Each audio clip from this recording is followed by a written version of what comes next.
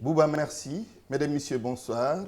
Bienvenue sur ce plateau. Nous recevons le directeur général de l'ANSD, l'Agence nationale de la statistique et de la démographie, Monsieur Ababakar Sadikh Bey. Bonsoir, Monsieur le directeur général. Bonsoir, Antoine. Prétexte de cette invitation, le lancement du recensement général des entreprises. Cela fait une semaine, sinon un peu plus d'une semaine. Alors, comment les opérations se déroulent sur le terrain? Les opérations se déroulent plutôt bien, avec quelques difficultés ici et là. Oui. Mais je dois dire que nous avons eu une très bonne cérémonie de lancement avec le président de la République, le Premier ministre et le ministre de l'Économie, des Finances et du Plan. On a senti sur le terrain une meilleure adhésion. Donc c'était à propos... Adhésion de qui? Principalement des chefs d'entreprise. Parce que la cible, fondamentalement, c'est les chefs d'entreprise. C'est un recensement général de toutes les unités économiques du pays.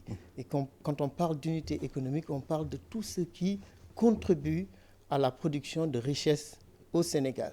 Maintenant, il y a des pans entiers de production de richesses qui sont en dehors de la cible. C'est par exemple les marchands ambulants. Oui. C'est une cible très difficile parce que les comptables nationaux veulent, quand ils font la comptabilité nationale, que d'une année à l'autre, on puisse mesurer les évolutions. Or, la cible des marchands ambulants est un peu trop mobile pour nous.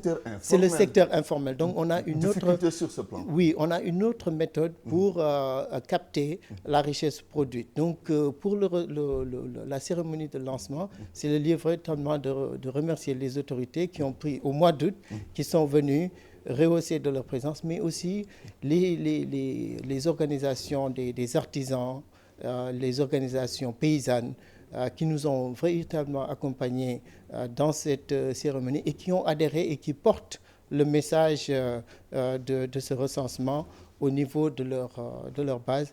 Et nous sentons cette adhésion beaucoup mieux qu'au début. Vous sentez ça? Oui, tout à fait. En faisant le point sur le terrain avec vos différents Absolument. agences. Donc, on a un très bon temps de couverture aujourd'hui à Dakar. On a pratiquement terminé. On a même quelques agents enquêteurs de Dakar qu'on déplace sur Thiès. Dakar déjà terminé? Dakar. Vous êtes allé très rapidement ou bien? On a commencé par Dakar. Oui. On savait déjà, à partir du recensement général de la population, de l'habitat, de l'agriculture et de l'élevage, on avait déjà une idée du positionnement et du nombre des entreprises. Donc, sur la base de ça, on savait que le gros des entreprises se trouvait à Dakar. On ne savait pas que c'était 48%. Aujourd'hui, sur la base de la cartographie du recensement, parce qu'il faut savoir aussi que le recensement commence par un repérage du positionnement des unités dans le pays. Donc, sur la base de la cartographie, on sait qu'il y a 48% du total des entreprises qui sont localisées à Dakar. Et si vous cumulez Dakar, Thiès et Diourbel, vous êtes à 71%. 71%. Absolument. Et est-ce que vous avez envisagé, justement, forcément ce n'est pas dans vos cordes, disons, de rééquilibrer ou d'équilibrer tout simplement les choses par rapport aux autres régions, parce que ces trois régions ne sont pas Dakar, ne sont pas le Sénégal. Tout à fait, mais vous l'avez bien dit, ce n'est pas dans nos cordes, mais c'est notre mission de sortir le chiffre. Fondamentalement, un des objectifs de ce recensement, c'est de produire de l'intelligence économique pour que les décideurs puissent regarder la carte du Sénégal, la carte spatiale du positionnement des unités. Je dois rappeler encore ici que les 71%, c'est sur la base du nombre d'entreprises. Mais en termes de valeur ajoutée, on verra par la suite. Mais en tout cas, on voit qu'il y a une répartition spatiale, une concentration sur ces taxes. Ce que les autorités vont faire, c'est à elles de décider, mais c'est notre rôle en tant qu'ANSD de leur donner les chiffres pour qu'ils puissent acter sur ces chiffres. Je vous donne un exemple. Quand vous regardez les unités économiques cartographiées, vous enlevez les boutiques de commerce. Le premier corps de métier qui émerge, ce sont les tailleurs. On en a dénombré à peu près 40 000. Ils sont plus nombreux. Ils sont plus nombreux. Sur l'ensemble du territoire national, vous avez à peu près 40 000 unités de production, des ateliers de couture. Alors, ce n'est pas notre rôle d'analyser ça, mais pour un décideur économique, de savoir qu'il y a ce corps de métier-là, qui est le premier, non négligeable. Oui. Maintenant, vous voyez dans chaque atelier, c'est combien de machines de couture qu'il y a, combien d'emplois sont générés. C'est l'enquête qui va le révéler. Mais vous avez ici une base de décision. Vous savez que fondamentalement, moi j'aurais regardé le contenu en import de ce corps de machines, tout ce qui tourne autour de la mercerie. C'est des éléments de décision. Oui, très bien. Alors là, vous anticipez, sinon vous embrayez sur les objectifs de ce recensement général des entreprises. Au-delà de cela, la fiscalité, il a été écrit dans la presse que l'objectif est de mieux contrôler la fiscalité. Est-ce le cas, monsieur le directeur? Non, ce n'est pas du tout le cas parce que, encore une fois, la DGID, la Direction Générale des Impôts et Domaines, a beaucoup plus de moyens que l'ANSD. Et la DGID fait des enquêtes permanentes sur le terrain. Ils savent où se trouvent les revenus et ils ont les moyens d'y aller. Notre ambition est loin d'être des questions de recouvrement fiscal. Notre ambition, c'est de décrire l'économie que nous vivons. Notre ambition, c'est de doter les autorités de pouvoirs d'information économique sur la base desquelles elles peuvent fonder des décisions plutôt que de faire du pilotage à vue. Mais ce qu'on fait aussi intéresse le secteur privé, les partenaires techniques et financiers, les banques. Sur la base de notre information, je parlais tout de suite des ateliers de couture, voilà un marché qui est là, qui doit être et qui peut être financé. Aujourd'hui, c'est savoir qu'il y a 40 000 ateliers de couture pour un investisseur, pour quelqu'un qui s'intéresse à l'économie, c'est une information extrêmement importante et nous avons géolocalisé, donc nous avons un système d'information géographique sur ces... Une sorte de gouvernail pour les autorités. C'est des instruments que vous mettez à leur disposition. C'est les instruments que nous mettons à leur disposition. Les secteurs ciblés, c'est le secteur informel, le secteur formel, le volet agriculture. Tout à fait. Vous insistez beaucoup là-dessus. Est-ce qu'il y a une raison bien particulière? Il y a la raison particulière, c'est qu'il nous faut mieux connaître les dynamiques économiques du pays. Encore une fois, je l'ai rappelé lors de ma présentation, le Sénégal a connu 4 recensements de la population. Ce n'est pas négligeable. Ce qu'on a fait à travers ces recensements généraux de la population, c'est une meilleure connaissance, une connaissance très fine des dynamiques de population. Ce qui nous permet d'avoir un meilleur contrôle de ces dynamiques et d'avoir des politiques appropriées qui nous valent aujourd'hui une baisse très prononcée de la mortalité infantile. On connaît les causes de la mortalité infantile, infanto-juvénile, la mortalité maternelle, etc. Et c'est ça qui a permis au Sénégal d'avoir les résultats qu'on connaît en matière démographique. Mais cette connaissance qu'on a de la population, on ne l'a pas du côté des entreprises. Cette mortalité infantile des entreprises, parce qu'elle existe. Oui. Et on l'a. Beaucoup d'entreprises ont fermé. Beaucoup de choses, mais de quel ordre? De la magnitude. Et nous, à l'ANSD, on se dit, il y a cette affirmation que le tissu industriel, les entreprises meurent, etc. Nous voulons mettre derrière ça les chiffres. Combien d'entreprises naissent? Combien meurent? Pourquoi elles meurent? Pourquoi elles meurent vite? Quelles sont les causes? Pourquoi certaines ne meurent pas? Quelles sont les causes de la résilience? La compréhension de tout ça forme l'intelligence qui permet véritablement d'arriver à l'émergence finalement. Très bien. Il ne s'agira pas seulement de nous dire qu'il y a tant d'entreprises au Sénégal, mais aussi de faire l'analyse de toutes ces données. Absolument. Alors, quand on pourra disposer des résultats qui seront issus de ce recensement? Nous aurons les résultats à la fin de cette année sur la partie non agricole, parce que je dois rappeler que le recensement général des entreprises comporte 3 volets. Il y a ce volet non agricole, dont on disposera les informations au mois de décembre. Et il y a un volet agricole qui va démarrer en fin août. Et ce volet est très, très ambitieux et extrêmement important puisque pour la première fois au Sénégal, nous allons recenser, géoréférencer toutes les exploitations agricoles. C'est un très, très, très ambitieux programme et nous avons des partenaires avec qui nous allons travailler. Nous allons démarrer à la fin du mois d'août avec le partenariat avec la direction de l'horticulture, la DAPSA, la SAED.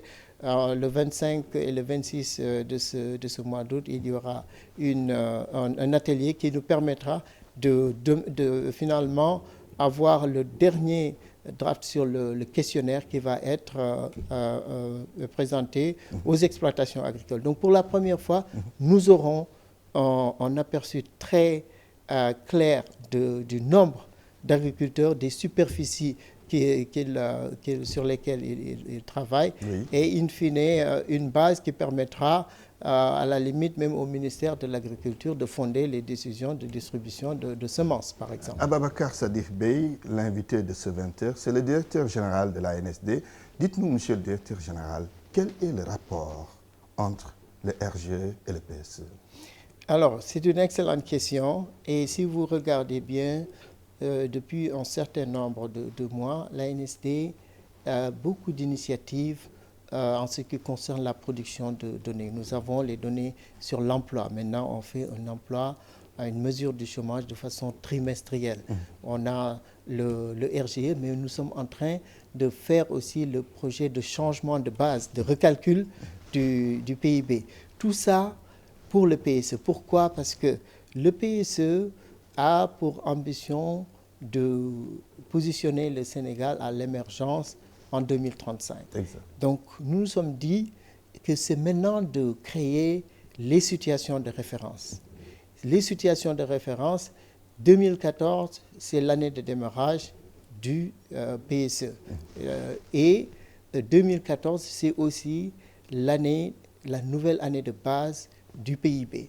C'est vrai que c'est un concours de circonstances, oui. Parce que 2014, fondamentalement, présente tous les attributs d'une bonne année de référence pour le calcul du PIB. Donc, 2014, ça nous permet le RGE, le changement de base, l'emploi, les enquêtes démographiques et de santé, nous permettent de savoir à quelle situation le Sénégal se trouvait objectivement, sur une base quantifiée, pour éviter toutes les polémiques. Le rôle de l'ANSD, c'est de donner ces chiffres pour que 5 ans d'ici là, 10 ans après, qu'on sache par où on est, quelle était la situation de référence, qu'est-ce qui a bougé, qu'est-ce qui a marché, qu'est-ce qui n'a pas marché. Et à partir de cela, on peut élaborer des politiques pour rectifier, pour améliorer et pour lancer un nouveau cap ou en tout cas une nouvelle réorientation. Très bien, rapport donc évident entre les deux. Alors, 2 petites questions avant de boucler cet entretien. Dites-nous, par rapport aux moyens financiers, ça devait tourner autour de 5,5 milliards, c'est ce que vous nous avez dit. Tout à fait. Est-ce que vous avez tous les moyens nécessaires, moyens financiers bien évidemment?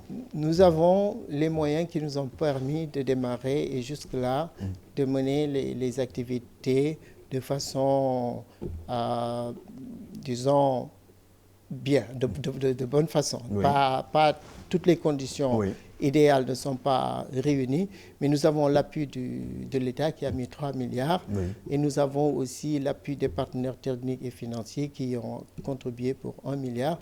Nous sommes encore à la recherche du milliard, mais... Vous, ANSD? Oui, donc avec les partenaires techniques et financiers, et je crois que l'État va même... peut-être augmenter sa part de contribution, mais nous pensons que le programme que nous avons est tellement important pour le pays que 1 milliard de plus que l'État mettrait ne serait pas de trop. Très bien. Alors, les difficultés, vous en avez parlé au tout début avec le secteur informel, mais il y a aussi des réalités socio-culturelles dans notre pays. On se souvient du dernier recensement général de la population. Certains ne voulaient pas livrer toutes les informations. Est-ce qu'aujourd'hui, vous avez ces craintes par rapport au RGE? Il faut reconnaître que sur le terrain, nous traversons quelques difficultés avec certains segments des chefs d'entreprise. Nous les avons identifiés de façon très claire. Il y a des lettres de relance. Sur Dakar, il y a des poches de refus, des fois même de refus catégoriques. Et nous avons eu des rencontres avec les associations avec les corporations qui regroupent ces entités, parce que des fois, vous allez être surpris de voir, c'est des entités qui devraient être celles-là, voilà, non seulement promptes, mais aussi à faire le plaidoyer, parce que c'est des entités qui comprennent. Et malheureusement, ce sont ces entités-là avec lesquelles nous avons des difficultés. Mais nous pensons que avec l'approche qu'on a de concertation, d'explication, surtout vis-à-vis du fisc, que ça n'a absolument rien à voir. Nous sommes des agents assermentés. La loi nous interdit de donner les informations individuelles. Sur le plan macro, nous pouvons donner l'information, mais nous avons l'obligation, il nous est interdit de réserve. Par contre, la loi nous donne l'autorité aussi d'exiger qu'une entreprise réponde. On n'ira pas jusque-là.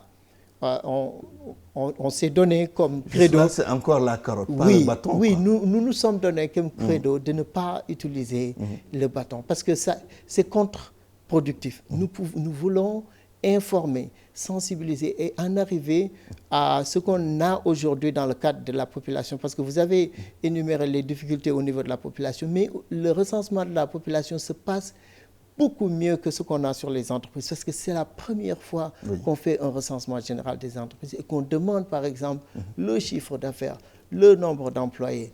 Ça, c'est pour certains, c'est inconcevable. Or, l'unité primaire de production de richesse dans un pays, les dynamiques économiques, c'est l'entreprise. Si on ne connaît pas l'entreprise, on ne connaît pas l'économie. Monsieur le directeur général, c'est fini pour cet entretien. Merci d'avoir accepté notre invitation. Je rappelle que vous êtes le directeur général de la NSD. Merci. C'est moi qui vous remercie. C'est tout, Bouba, pour ce soir. On était avec le directeur général de l'Agence nationale de la statistique et de la démographie, Ababacar Sadekh Bey. Demain, retrouvez Papis Diaw. Excellente soirée chez vous.